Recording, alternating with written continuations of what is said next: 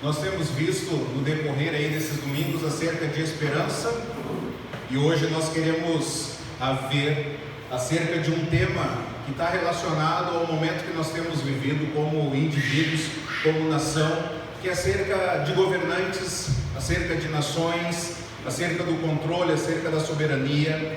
Então o título da mensagem de hoje é Não Perca a Esperança, porque Jesus nunca perdeu o controle e Ele voltará poderosamente. Amém? Vamos ler juntos?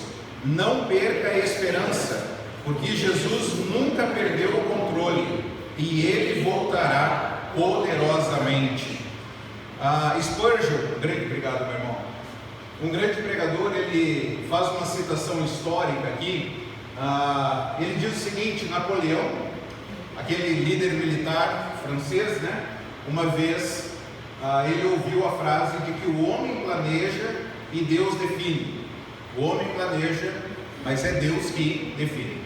Napoleão, grande líder militar, ele disse o seguinte: mas eu também planejo e defino.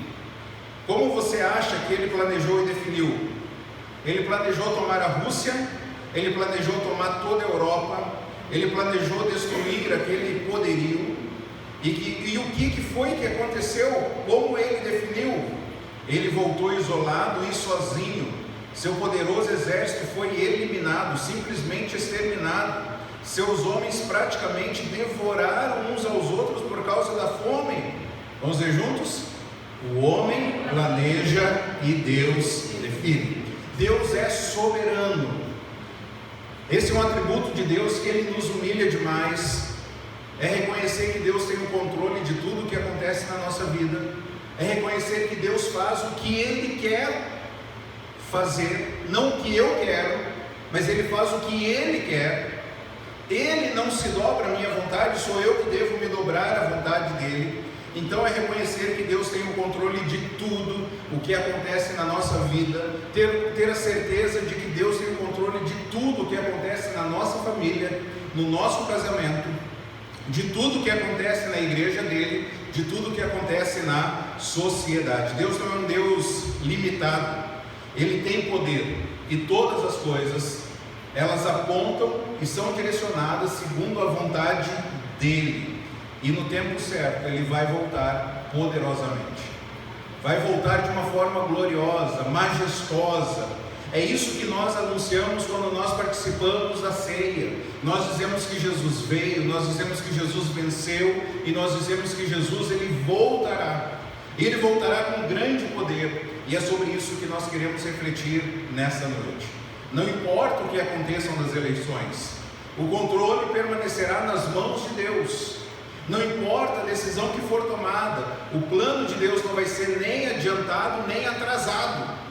Deus voltará no tempo em que Ele estabeleceu. Abra sua Bíblia em 2 Tessalonicenses capítulo 1. Nós veremos dos versículos 5 até o versículo 10.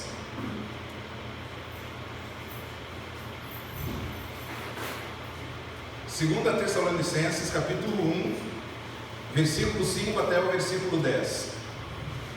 Nos versículos anteriores, o apóstolo Paulo, ele havia falado da igreja acerca de uma fé que crescia nas provações.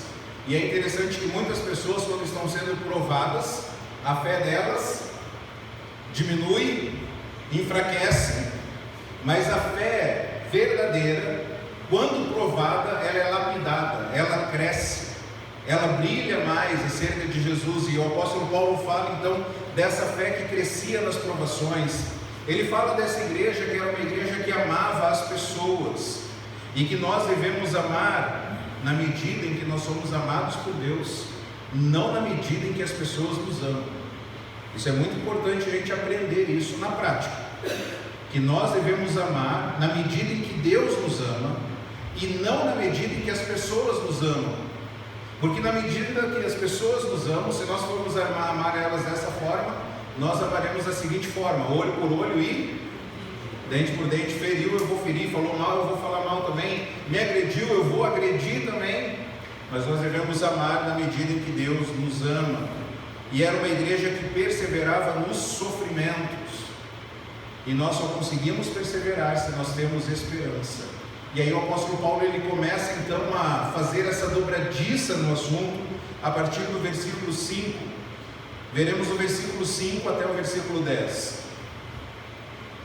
Essas perseguições, tribulações que eles estavam passando, ele começa o versículo 5 falando: elas dão prova do justo juízo de Deus e mostram o seu desejo de que vocês sejam considerados dignos do seu reino, pelo qual vocês também estão sofrendo.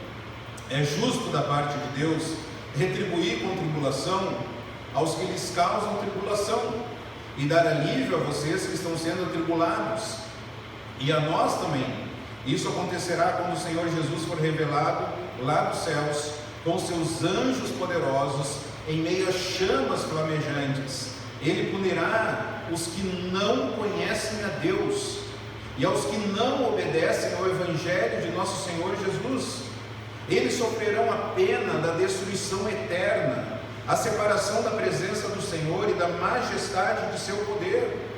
Isso acontecerá no dia em que Ele vier para ser glorificado em seus santos e admirados em todos os que creram, inclusive vocês que creram em nosso testemunho. A primeira parte desse texto é que Deus retribuirá com alívio aqueles que sofrem de forma digna do seu reino. No versículo 5, ele termina o versículo falando: e considerados dignos do seu reino, pelo qual vocês também estão sofrendo. As pessoas sofrem por muitas coisas: sofrem por time de futebol, sofrem por política, sofrem por decisões erradas, mas o apóstolo Paulo aqui nos dá a luz e nos aponta que nós devemos sofrer de uma forma digna do Evangelho de Jesus e sofrer de uma forma que nós possamos ser considerados dignos do reino de Deus. Nessa polarização política que nós estamos vivendo no nosso país, é interessante que se você critica um lado, as pessoas já colocam um rótulo em você, que você é do outro lado, e você fala: não, eu estou pensando de forma independente, eu estou vendo esses erros aqui, tem erros aqui, tem acertos, e aqui tem erros e tem acertos, e quando você aponta os erros, eles falam: você está aqui, e aí quando você aponta os erros desse outro lado, eles te jogam no outro lado.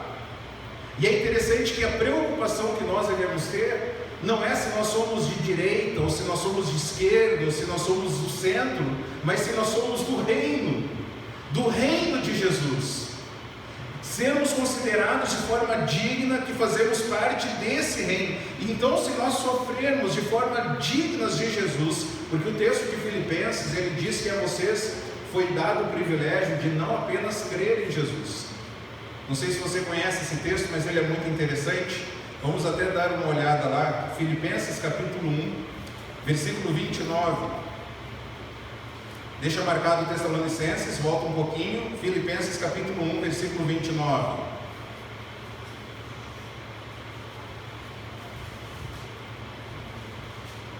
Pois a vocês foi dado o privilégio de não apenas crer em Cristo, mas também de sofrer por Ele. Sofrer por Jesus é um privilégio. Sofrer por Jesus não é um sofrimento. Sofrer por Jesus é uma alegria, não é um lamento. Mas quando nós sofremos, nós começamos a nos lamentar e murmurar e reclamar. Mas a palavra de Deus diz acerca desse privilégio que é de sofrer por Jesus e ser considerados do seu reino. Pelo sofrimento as pessoas vão nos identificar. Ele sabe de fato como sofrer. Nero, enquanto perseguia os cristãos, e os cristãos eram colocados nas arenas para serem devorados por feras, por animais, serem zombarias, serem humilhados, serem dilacerados. E Nero, ao ver os cristãos sofrendo na arena, certa vez ele falou: de fato, os crentes, eles sabem como morrer. O crente não morre em desespero, o crente morre em paz, porque ele sabe que logo estará com Jesus. Conforme o irmão Luciano mencionou, a nossa missão é viver Jesus, mas o morrer é lucro. É lucro, nós estaremos com o Senhor Jesus. Então Deus retribuirá com alívio aqueles que estão sofrendo de forma digna do seu reino. A ideia aqui que o apóstolo Paulo fala de dar alívio é a ideia de aliviar a corda, a ideia de afrouxar. Então imagine você sendo pressionado, uma corda te pressionando de forma muito forte. A ideia é que vai dar alívio, vai soltar a corda. O sofrimento por Deus então será recompensado, irmãos. Será recompensado com alívio. O Senhor vai aliviar a corda. O sofrimento por Jesus não é qualquer sofrimento, é um sofrimento piedoso, é aquele de resistir às tentações, aquele de não se igualar com o mundo, de não ser igual ao mundo. E quando a gente fala ser igual ao mundo, nós não estamos falando necessariamente de idioma, nós não estamos necessariamente falando de locais, nós estamos falando de valores, nós estamos falando de ética, de conduta, não apenas se a saia é longa, se a saia é curta, se tem boné, se não tem boné. Nós estamos falando daquilo que nós amamos, valorizamos, tememos, buscamos refúgio. Que diferença há em nossa conduta segundo aqueles que não conhecem o Senhor? Olha o que diz, deixa marcado o Tessalonicenses, olha o que diz em 1 Timóteo capítulo 3, versículo 12. Agora vamos um pouquinho para frente. 1 Timóteo capítulo 3, talvez uma folha aí ou duas. 1 Timóteo 3, 12. 4, 12, perdão.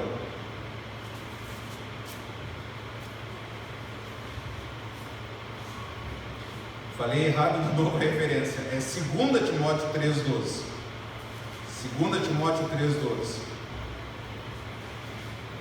De fato, todos os que desejam viver piedosamente em Cristo Jesus serão o quê? Perseguidos. Vão ser reconhecidos. Vão ser o quê? Perseguidos. Vão ser exaltados pelas pessoas. Vão ser o quê? Perseguidos. Você consegue entender agora o porquê de algumas orações que talvez você faça? Deus, eu estou tentando fazer o certo, Deus. E só vem problema, só vem dificuldade, só vem tribulação. Aqueles que desejam viver de forma correta, eles vão ser o quê? Perseguidos por quem? Por seus familiares, por seus colegas, por seus amigos, até por irmãos, até por pessoas que se dizem irmãos, até por pessoas que estão na igreja. Você vive dessa forma? Pô, tu é crentinho, hein? Ó o santinho, tu nunca ficou, tu nunca fez isso. Isso é bobagem, isso aí não existe mais. Aqueles que desejam viver piedosamente em Cristo Jesus serão perseguidos. Queridos irmãos, então se nós sofrermos com perseverança, é porque nós temos esperança. Vamos ver juntos? Se sofremos com perseverança, é porque nós temos esperança. Se nós sofremos de uma forma constante por causa de Jesus e não desistimos, é porque existe esperança de um dia sermos aliviados, um dia de encontrarmos refrigério, encontrarmos uma completa restauração. Hoje nós temos liberdade no nosso país e nós louvamos a Deus por isso. E se um dia não tivermos liberdade no nosso país, nós também louvaremos por isso. A minha posição escatológica é que esse mundo está sendo preparado para o anticristo. Ou seja, a minha posição escatológica é que os dias serão cada vez piores. Nos últimos dias, o amor de muitos esfriará. O texto fala de uma tribulação que virá, e eu não creio que nós vamos passar essa tribulação, mas nós estamos a caminho dela, e antes de começar a tribulação, eu creio que Deus vai arrebatar a igreja. Mas quando nós chegamos à tribulação, o Senhor Jesus disse que se Deus não abreviasse aqueles dias de tribulação, ninguém escaparia. Serão dias terríveis como nunca houve na face da terra. É nesse contexto que o Senhor Jesus disse: se você estiver no telhado, não desça, e se você estiver embaixo, não suba. Ou seja, espera a morte aonde você estiver, porque os dias serão terríveis. Então, quando nós sofremos, e nós sofremos com perseverança, e os dias vão piorar, eu não acho que os dias vão melhorar, não. Se nós sofrermos, nós vamos sofrer, que o Senhor nos ajude, nós vamos sofrer, de uma maneira digna do Evangelho de Jesus. É interessante que aqueles que durante a história eles buscavam um martírio, eles acabavam às vezes negando a fé. Mas aqueles que não estavam tão preocupados com o martírio, mas aqueles que estavam preocupados em viver de forma piedosa, esses honravam o Senhor Jesus até o fim. Tem um livro que eu recomendo você a ler, é um livro difícil, a leitura é difícil, tá bom? Tanto o conteúdo como a forma de escrita, é um livro difícil. História dos Mártires. História dos Mártires. Ele conta a história de um homem lá, que vivia para Jesus, e a pressão foi tão grande sobre ele, e as ameaças e as promessas mentirosas, falando: olha, se você negar o que você falou, o que você ensinou, o que você pregou, o que você escreveu, se você negar todas essas coisas, nós vamos te libertar, você vai poder ir para casa. A pressão foi tão grande sobre ele, tão grande, o sofrimento foi tão grande, ele acreditou na mentira. E nós temos que ter um princípio: com o inimigo você não pode negociar. Com o inimigo você tem que se manter firme, porque você só vai perder se você negociar com ele. Ele atendeu o convite daquelas pessoas, a proposta, e ele declarou, ele assinou uma carta renunciando tudo aquilo que ele havia pregado, ensinado e escrito acerca de Deus e da palavra de Deus. Sabe o que aconteceu com ele no outro dia? Libertaram ele, mas para a fogueira. Ele morreu do mesmo jeito. Mas sabe o que foi muito interessante? Que enquanto levavam ele para a fogueira, estavam preparando ele para colocar no fogo, ele falou o seguinte: antes de eu ser queimado, que sejam queimadas as minhas mãos, porque elas negaram o meu Senhor Jesus. E ele esperou as suas mãos serem queimadas para depois entrar no fogo. Sofrer por forma digna do Senhor Jesus. Se por acaso vier perseguição, que Deus nos dê a graça de não negarmos, porque mesmo se o negarmos, Ele não nos negará, Ele permanece fiel. O Senhor, Ele não nos abandona. Sempre haverá aqueles que causam tribulação ao povo de Deus, mas chegará um tempo que Jesus vai voltar, e aqueles que causam tribulação ao povo de Deus, eles serão então atribulados. É isso que o texto vai continuar falando. Deus retribuirá com tribulação aqueles que não creram no Senhor Jesus. No versículo 6 diz: é justo da parte de Deus retribuir com tribulação aos que lhe causam tribulação. Veja o versículo 8 a 9. Ele punirá os que não conhecem a Deus e os que não obedecem ao Evangelho de nosso Senhor Jesus. O Senhor vai punir, e a ideia aqui, irmãos, é que Deus vai trazer vingança. E aí você lembra de outros versículos na Bíblia que diz: a vingança pertence ao Senhor, minha é a vingança, eu retribuirei, é o que o Senhor Deus diz. Só que nós, como bons pecadores, o que nós queremos fazer quando alguém nos faz sofrer? Quando eu tiver a oportunidade, eu quero me vingar. A gente avisa: o mundo dá volta, hein? Um dia eu vou ter a oportunidade aí, talvez, de me vingar. Mas a vingança pertence ao Senhor. O próprio Deus cuidará das pessoas que fizeram o povo dele sofrer. O próprio Deus cuidará daquelas pessoas que humilharam o povo dele, perseguiram o povo dele, maltrataram o povo dele. Nós precisamos entender então que o direito de se vingar é de Deus. Não é que nós somos bobos. Nós deixamos intencionalmente essa questão nas mãos de um Deus justo. A ofensa foi feita, o mal foi feito, e nós colocamos isso em nome de Jesus. Eu vou colocar isso aqui na cruz, e você vai se acertar com Deus, não é comigo, é com Deus, e Ele vai trazer então a vingança. O versículo 8 fala de quem será punido. O versículo 8 fala que Deus punirá aqueles que não conhecem a Deus. Irmãos, vejam a urgência de nós pregarmos o Evangelho. Certa vez no seminário, o professor falou o seguinte: olha como isso é verdade. O professor falou o seguinte: preparem-se. A gente estava saindo para ser pastor. preparem-se, porque vocês estão entrando no maior campo missionário que existe, que são as igrejas. Nós precisamos pregar o Evangelho para as pessoas que estão nas igrejas. Muitos estão na igreja achando que são salvos, mas não são salvos. Nosso campo evangelístico está dentro das igrejas, alcançar o povo de Deus. As pessoas, mesmo fazendo parte do povo de Deus, estando entre nós, elas não conhecem o Senhor.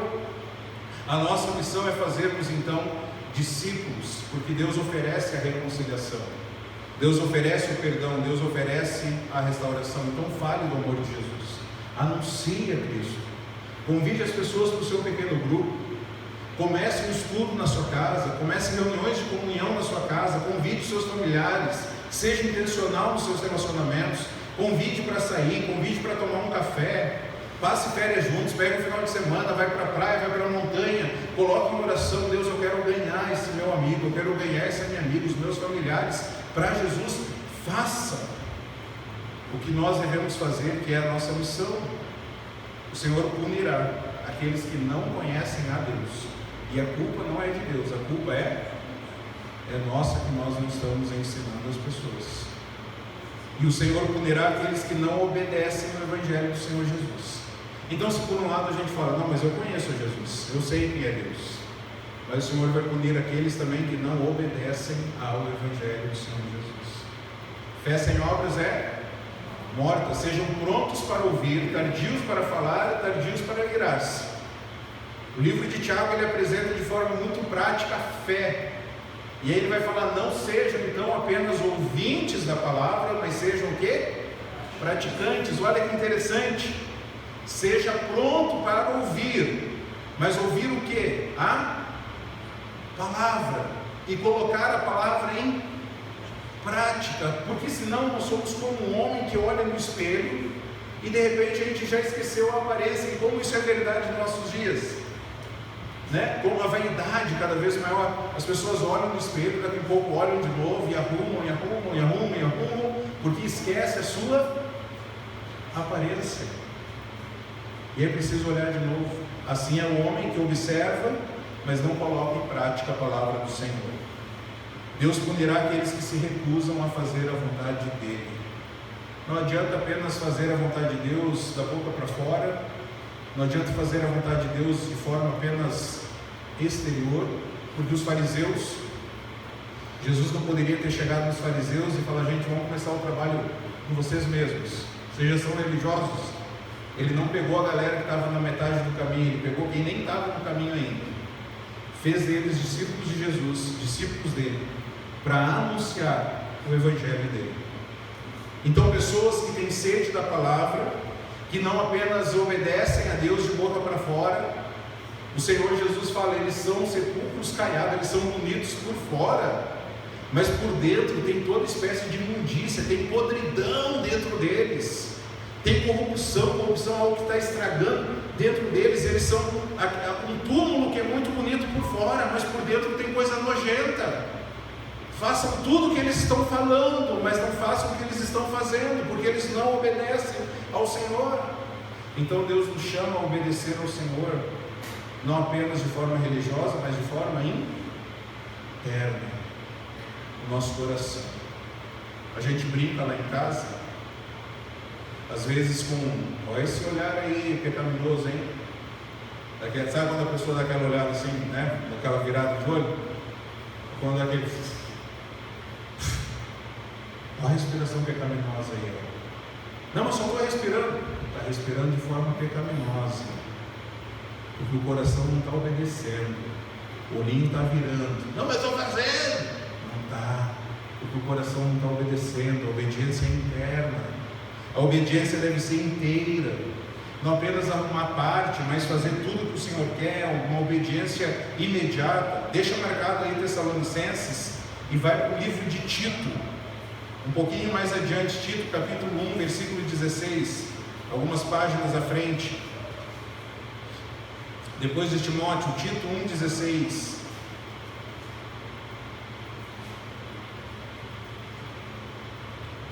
Tito 1,16, eles afirmam que conhecem a Deus, mas por seus atos o negam. Dizem que conhecem a Deus, mas negam a Deus pelos seus atos. Dizem que são povo de Deus, mas não praticam. 1 João 2,16 diz que aquele que afirma que permanece nele deve andar como ele andou. Irmãos, essa mensagem é muito séria, porque quando nós estivermos diante de Jesus, Jesus vai falar para algumas pessoas: apartai-vos de mim, porque eu não vos conheço. Senhor, mas no teu nome eu expulsei o demônios, eu realizei milagres, eu fui na igreja, entreguei o dízimo, tinha ministério. Apartai-vos de mim, porque eu não te conheço. Você afirmava isso, mas seus atos negavam. Se afirmava que me conhecia, mas não andava como eu andei. O Senhor vai punir aqueles que não obedecem ao Evangelho de Jesus. E por quanto tempo essas pessoas serão punidas? Quanto tempo? Volta lá em 2 Tessalonicenses, versículo 9. Eles sofrerão a pena da destruição, o quê? Eterna. A separação da presença do Senhor e da majestade do seu poder. Será a exclusão eterna da presença do Senhor. Veja que a destruição não acabará.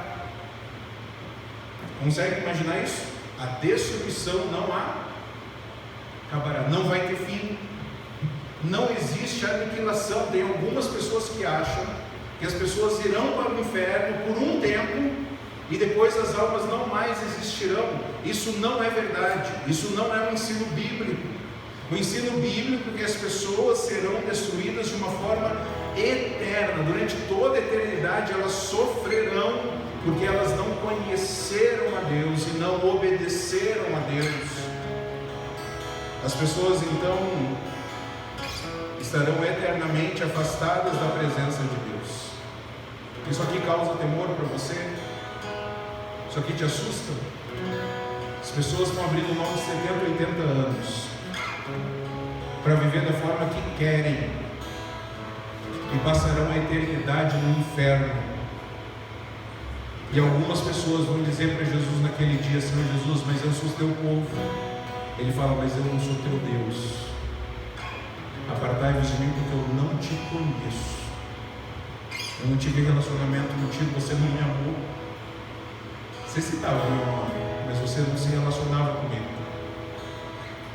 Hebreus capítulo 3, versículo 19 diz: vemos assim que por causa da incredulidade não puderam entrar.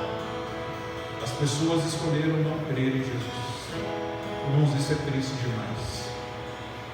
Pessoas que até ontem estavam conosco, dizendo que eram povo de Deus, hoje estão vivendo para si, segundo seus próprios desejos do coração.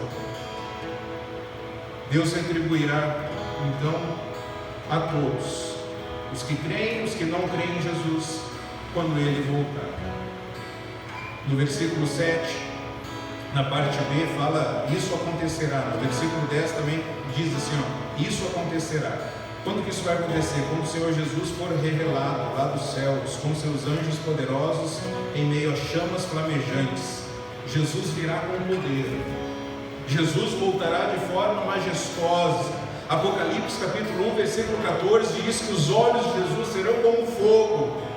O Senhor Jesus voltará de forma majestosa. Marcos capítulo 13, versículo 23 diz: então se verá o Filho do Homem vindo nas nuvens com grande poder e glória. Se o Senhor Jesus já veio, se humilhou, tomou a cruz, morreu no nosso lugar, veio como um cordeiro, mas Jesus voltará como um leão. Voltará como um leão. Cristo virá da morada de Deus com autoridade para executar juízo e dar recompensa.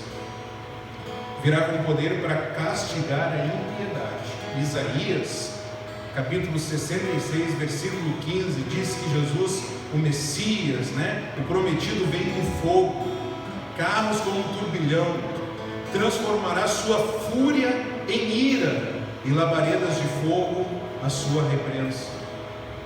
O Senhor Jesus voltará de forma majestosa, poderosa. Isso acontecerá no dia em que Ele vier para ser glorificado em seus santos. Versículo 10. e admirado em todos os que creram, inclusive vocês que creram no nosso testemunho. Olha que interessante, esse texto ele não diz que Jesus virá para ser glorificado através de nós. Ele não virá para ser glorificado por nós. Ele virá para ser glorificado em nós. Olha que interessante. Nos seus santos. Para a gente conseguir entender um pouquinho como que Deus vai ser glorificado em mim. Volta um pouquinho, vai em Tessalonicenses capítulo 3. Volta aí para 1 Tessalonicenses capítulo 3, versículo 13. 1 Tessalonicenses 3,13. Que Ele fortaleça o coração de vocês para serem irrepreensíveis em santidade diante de nosso Deus e Pai, na vinda de nosso Senhor Jesus com todos os santos. Que Ele fortaleça o coração de vocês para sermos o que, irmãos? Para sermos irrepreensíveis em santidade, sem mácula, sem mancha. Hoje em dia as pessoas atacam a igreja de Jesus, atacam. E eu prefiro preservar o termo igreja para o povo de Deus e para toda essa corrupção, essa sujeira, esse engano, essa falsidade, as divisões, o pecado encoberto, a comercialização da fé. Para tudo isso eu prefiro usar a instituição religiosa. Mas igreja não, a igreja é o povo de Deus comprado, separado para Jesus, por Jesus e para Jesus. E o povo de Deus está nesses grupos de instituição religiosa. Antigamente a gente falava, procure a igreja mais próxima da sua casa, vá congregar lá. Hoje a gente fala assim, procure a igreja mais bíblica, nem que você tenha que percorrer quilômetros para estar lá. Porque hoje, infelizmente, as igrejas se tornaram instituição religiosa. E aí que Deus fortaleça o coração então da igreja, do povo de Deus, para sermos irrepreensíveis em santidade diante de nosso Deus e Pai, na vinda de nosso Senhor Jesus com todos os santos. Queridos, voltando lá para 2 Tessalonicenses, é muito interessante o final do versículo 10. Ele diz assim, que o Senhor Jesus voltará para ser glorificado em seus santos e admirado em todos os que creram, inclusive vocês que creram em nosso testemunho. Esse dia da volta de Jesus será um dia que o povo de Deus vai admirar. O mesmo dia que o Senhor Jesus voltará para punir, Ele voltará para retribuir e dar alívio. Quem é povo de Deus, quando ver a trombeta soar, quando ver Jesus voltando, vai admirar, vai celebrar. O meu amado chegou, o refúgio chegou, a libertação completa chegou, eu vou para casa agora. Mas aqueles que não conhecem ao Senhor, será um dia de terror, será um dia de muito sofrimento. E aí eu quero perguntar para você, qual grupo que você está? Olha o que diz em Mateus capítulo 25, 46.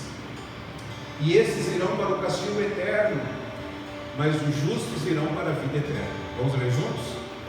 E esses irão para o castigo eterno, mas os justos irão para a vida eterna. Qual grupo que você vai estar? O grupo dos que creem em Jesus? Os grupos daqueles que sofreram, perseveraram, tiveram uma vida irrepreensível, santa, buscaram o Senhor e vão admirar esse dia? Aqueles que vão receber alívio? Aqueles que sabem que os seus dias nessa terra é sim de sofrimento? O Senhor Jesus não nos enganou. O Senhor Jesus falou que nesse mundo nós teríamos aflições. Ele falou, vocês vão ter dificuldades. O símbolo da vida em mim é uma cruz, é sofrimento, é morte, é dificuldade, mas eu ofereço recompensa. Bem-aventurado aqueles que choram, porque serão consolados. Jesus falou que nesse mundo nós teríamos aflições, mas Ele mostrou aonde nós vamos ter paz, nele. Em mim vocês vão ter paz. Jesus falou que quando você estiver cansado, sobrecarregado, com muitos problemas, Ele falou, vem para mim, entrega o teu problema para mim, experimenta o meu jugo que é suave e leve, vem para mim e você vai encontrar descanso para a sua alma. A sua alma vai conseguir descansar em mim, não nesse mundo. Qual grupo que você vai estar? Daqueles que vivem para a glória de Deus e querem torná-lo conhecido? Ou você não estará no grupo daqueles que não creem em Jesus? Aqueles que serão punidos, aqueles que sofrem aqui, mas cujo sofrimento aqui não pode nem ser comparado com o sofrimento que virá, porque vai ser um sofrimento eterno, uma destruição eterna. O que você deve fazer se por acaso você está no grupo daqueles que não creem em Jesus? Arrependa-se e creia no Evangelho.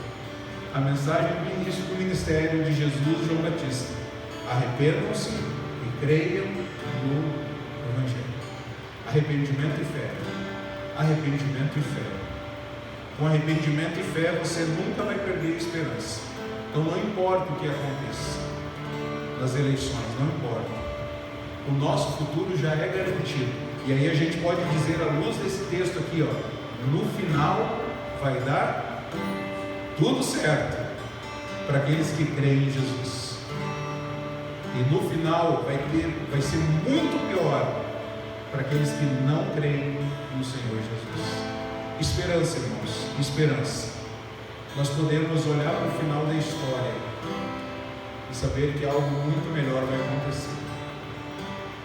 No filme do Batman tem uma frase muito legal que diz assim, as coisas pioram muito antes de começarem a melhorar. Essa é uma verdade, é uma frase teológica. As coisas pioram muito antes de começar a melhorar. E nós estamos aí, as coisas vão piorar muito, mas depois elas vão melhorar. E nós estaremos para sempre com o Senhor. Então não perca a esperança. Conforme nós começamos a nossa mensagem, não perca a esperança, porque Jesus nunca perdeu o controle e Ele voltará poderosamente. Vamos ler juntos? Não perca a esperança, porque Jesus nunca perdeu o controle e Ele voltará poderosamente. Amém? Vamos orar. Pai, te agradecemos por Jesus, te agradecemos porque o Senhor tomou o nosso lugar na cruz, te agradecemos porque o Senhor está no controle de tudo. Não é nenhum político que vai nos dar paz e esperança. A nossa paz e esperança está em Jesus. Meu Pai, nós queremos agora, nesta noite, te agradecer, porque o Senhor abriu os nossos olhos e nos deu o entendimento que Jesus é o Cristo, o Filho do Deus vivo. E conforme o Senhor falou para Pedro, o Senhor fala para nós. Nós lemos na sua palavra, essa revelação não vem por carne e sangue, mas vem pelo Pai que está nos céus. E nós então te agradecemos, Senhor, porque o Senhor nos deu essa revelação. E nós clamamos ao Senhor, nos ajude a anunciar, e que o Teu Santo Espírito traga essa revelação ao coração dos filhos, ao coração dos cônjuges, que ainda não conhecem e não obedecem ao Senhor. Traga essa revelação aos nossos amigos, aos nossos familiares. Senhor, vai ser doloroso esse dia, se nós procurarmos alguém e não encontrarmos lá no céu. E talvez por isso que o Senhor diz que o Senhor enxugará as nossas lágrimas. Senhor, nós queremos chegar no céu com toda a nossa família.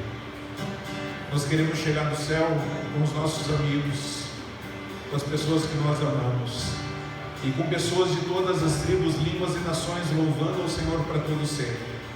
Então, Senhor, traga um avivamento à nossa geração, traga um avivamento às nossas vidas, às nossas famílias, traga um avivamento a essa igreja, que essa igreja seja uma luz no alto de uma montanha, brilhando a luz de Cristo bem forte, anunciando a todos que existe um Deus que voltará poderosamente, majestosamente, e esse dia vai ser um dia maravilhoso para todos os que creem em Jesus, mas vai ser um dia de terror para aqueles que não conhecem e não obedecem a Cristo.